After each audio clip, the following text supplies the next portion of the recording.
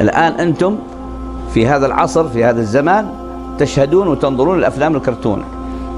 طيب أفلام الكرتون فيها أمرين، أمر مفيد وأمر مضر. الأمر المفيد أنها تساعد الولد على زيادة المعرفة، يزداد معرفة بأشياء كثيرة في الحياة، وهذا شيء طيب. لكن عيبها وضررها أنها تعلم الولد بعض السلوكيات وبعض القيم التي ليست دينية، ليست شرعية. عندكم مثلا أفلام تأتيكم من بلدان غربية، أفلام والت ديزني تعرفونها؟ ما عاد هو شيء بتقولوا الحين احنا في درس دين، هذا كله شو تعرفونها. هذا والت ديزني في أي بلد؟ هذا بلد كان في أمريكا. القصص والحكايات اللي يكتبونها تحت هذا المسمى ويرسمونها ويمثلونها مربين قرأوا القرآن، شخصيات درست السنة، ما هي مبنية على كتاب الله ولا على سنة النبي ولا على ديننا.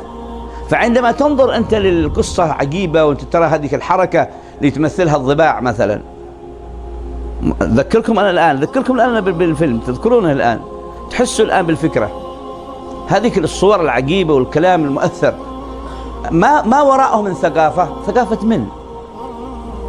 هل هي ثقافة الدين؟ هل هي ثقافة الإسلام ولا ثقافة الكفر؟ ايه معنى ثقافة الكفر؟ يعني ان فيها صور ومفاهيم وأناشيد وألفاظ ما تخدم الدين، ما تخدم القيم والأخلاق، ولكنها تخدم الانحلال أو تخدم العلاقات غير الإسلامية. هذه الأفلام المصورة ليس فيها هذه القيم، منعدمة القيم، ولذلك يتعلم الولد فيها بعض القيم الكافرة وهو لا يدري. فإذا نظرت إليها لا تنظر إليها بالإعجاب، انظر إليها بالأمرين، أن فيها فائدة ولكن ضررها أكثر، يحتاج إلى من يشرح لك الخطر اللي فيها. الآن أنت لما تأكل أي أكل فيه شوك تأكله كله؟ أمك ولا والدك انتبه شفت هنا شوكة، ابعد الشوك وكل الشيء طيب. اعتبر أن هذه الأفلام مثل أي طعام كالسمك أو كغيره مما فيه شيء يضرك وفيه شيء ينفعك. ما يضرك يجب أن تعرفه حتى تميزه، وما ينفعك يجب أن تأخذه وتستفيد منه.